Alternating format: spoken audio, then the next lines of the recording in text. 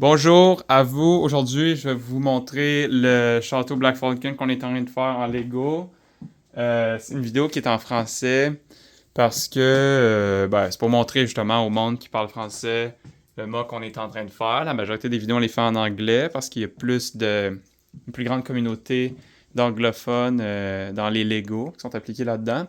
Mais il faut quand même montrer un peu à la communauté francophone de Lego notre projet actuel.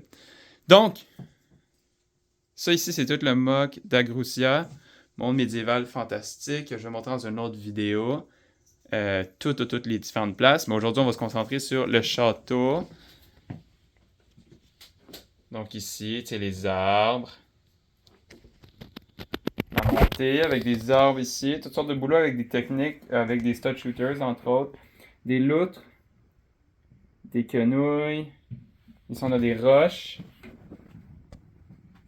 Ici, on a l'espèce de montée assez compliquée à faire en roche. Si je zoome, vous voyez toutes les textures, les escaliers avec toutes sortes de bonhommes Black Falcon. Là, on a la porte avec ça, ce qui est basé sur la maison du forgeron.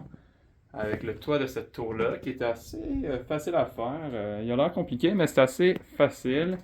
C'est plus la tour elle-même qui était difficile à cause des petites pièces ici qui sont des cheese slopes. Donc, admirez la vue. Là, on a le mur avec le pattern qu'on a fait. Technique assez complexe, pareil. On essaie d'utiliser beaucoup de pièces, mais pas trop, pas que ça devienne fatigant. On n'a pas mis de lingots dans le mur, on en a mis ailleurs dans le mock, notamment sur le chemin que je vais vous montrer tantôt. La bannière Black Falcon avec plein de détails en haut de la tour. Pas trop détaillé, mais juste assez avec la balise qui peut tourner. Ici, on a la tour, comme je disais, on a ça qui est basé aussi sur un ancien château.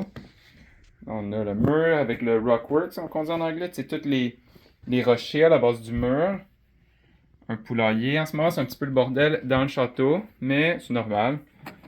On est en train de construire, pas tout pousser ça à terre. C'est ça que je vous disais, les lingots sont utiles. Là, il y a le forgeron, la tour, celle-là en arrière, pas finie à 100%. Il y a encore un petit gap ici à combler. Là, il y a ça qu'on a fini aujourd'hui. Ça, c'est exclusif, c'est nouveau. Il y a une prison cachée en dessous de ça. Le château, ça fait en sorte qu'il est surélevé. C'est un peu le chaos aussi à terre. C'est ici. Donc là, il y a le hall d'entrée. Porte, que je vais vous montrer bientôt. Ici, la lampe, le chandelier est censé être attaché en haut. Plein d'or pour loin du roi. Il va y avoir une espèce de banquet avec toutes sortes de boucliers. Et ça ici. Au bord aussi, des épées, des tridents, toutes sortes d'armes. Des drapeaux en haut, des bannières, des échelles. Petits boucliers, des statues ici. Plein de trucs. Ça, cette fenêtre-là, ça a été assez compliqué à faire. Mais le résultat est assez gratifiant. Donc, c'est ça l'entrée. Les poignées. Ça, on se base sur un vieux château de Night Kingdom 2 de 2003 pour faire ça, avec le vitrail qui, quand on met de la lumière en arrière, vous allez voir, ça donne un effet visuel assez intéressant. Regardez ça. Donc, on a l'autre tour aussi en arrière. Ici, tour du sorcier. Avec un pont qui va être connecté au restant du mock quand même bientôt. Avec un télescope. On va finir le haut de la tour qui va être comme en forme de chapeau de magicien, un peu emblématique de la fonction de cette tour-là. Donc, à date, le mock ressemble pas mal à ça. Dites-moi ce que vous en pensez dans les commentaires.